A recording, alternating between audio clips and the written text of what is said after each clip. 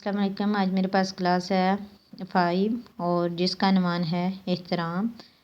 तो एहतराम क्या है? किसी को इज़्ज़त देना। ठीक है, दुनिया में इज़्ज़त, मकाम और तरक्की हासिल करने के लिए 3 लोगों का एहतराम बहुत ज़रूरी है। अगर किसी ने किसी भी इन तीनों में से किसी एक का एहतराम नहीं किया तो इसकी कोई भी इज़्ज़त और तरक्की हासिल नहीं हो सकती। इनमें क्या है? वालिदैन हैं, असातिज़ा हैं और बुज़ुर्ग शामिल हैं। वालिदैन के एहसानात का कोई बदल नहीं। हम सारी ज़िंदगी भी इनकी खिदमत करते रहें तो इनके एहसानात का जवाब नहीं दे सकते। दुनिया में अमीर गरीब यानी कि अमीर लोग भी हैं, गरीब लोग भी हैं, लेकिन तमाम लोग जो हैं वो अपनी औलाद को बराबर यानी कि एक जैसा प्यार करते हैं। यानी कि अमीर लोग जो हैं वो बहुत ज़्यादा प्यार करते हैं और जो गरीब लोग हैं वो अपने बच्चों को प्यार नहीं करते। बिल्कुल भी ऐसी बात नहीं।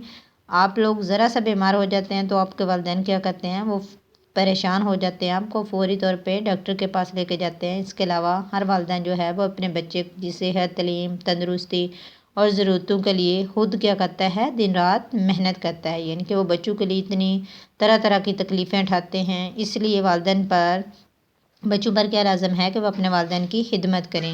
जब वो बूढ़े हो जाएं तो क्या करें? उनको एहसास ना होने दें, इनकी मर्ज़ी को कबूल करें। उनके सामने ऊंची आवाज़ में बात ना करें। यानी कि जब वालिदैन बूढ़े हो जाएं तो उनके सामने ऊंची आवाज़ में जो है बात भी नहीं हमें करनी चाहिए। जैसे कि कुरान पाक में अल्लाह ताला ने इरशाद फरमाया, तुम सब अल्लाह की इबादत करो और उसके रसूल करीम सल्लल्लाहु अलैहि वसल्लम की अताअत करो और वालिदैन के साथ एहसान का मामला रखो। इसी तरह दूसरे जो हैं, दूसरा रिश्ता कौन सा है? दूसरा रिश्ता है उस्ताद। वो भी वालिदैन के बराबर होते हैं। उस्ताद जो होता है वो रूहानी बाप होता है जिससे हम ज़िंदगी को बेहतर बनाने का हुनर सीख सकते हैं या इल्म हासिल कर सकते हैं। ये रिश्ता भी ऐसा है कि उस्ताद अपने शागिर्द की तरक्की को देखकर बहुत खुश होते हैं।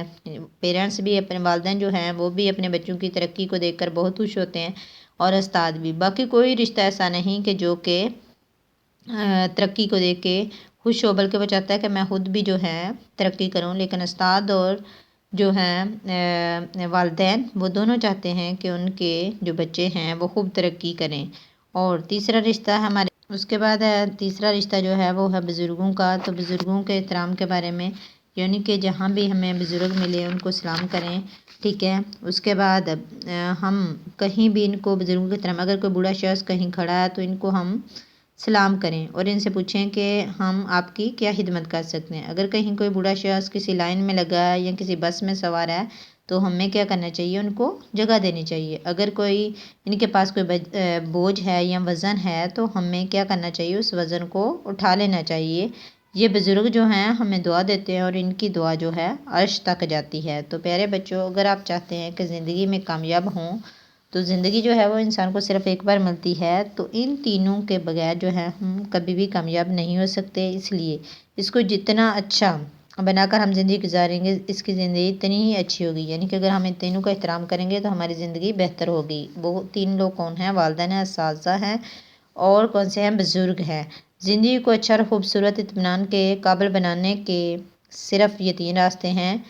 नेकी का रास्ता, इल्म हासिल करने का रास्ता, वालिदैन, असातिज़ा और बुज़ुर्गों का एहतराम। अब इन तीनों रास्तों को इख्तियार कर लें तो ज़िंदगी कभी भी नाकाम नहीं होगी। अगर हम इन तीनों रास्तों को इख्तियार कर लें तो ज़िंदगी जो है वो कभी भी नाकाम नहीं होगी। जो लोग इन चीज़ों की तरफ तवज्जो नहीं देते इनको कुरान मजीद गमराह कहता है, यानी कि रास्ते से भटक जाने वाला कहता है।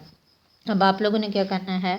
इस सबक के अंदर से जितने भी मुश्किल अल्फाज हैं उनको आप लोगों ने अपनी नोटबुक पे राइट करना है। तो आज का जो आपका होमवर्क है वो क्या है? आपने इस लेसन की जो इमला है उसको अपनी नोटबुक पे राइट करना है। अपना ख्याल रखना।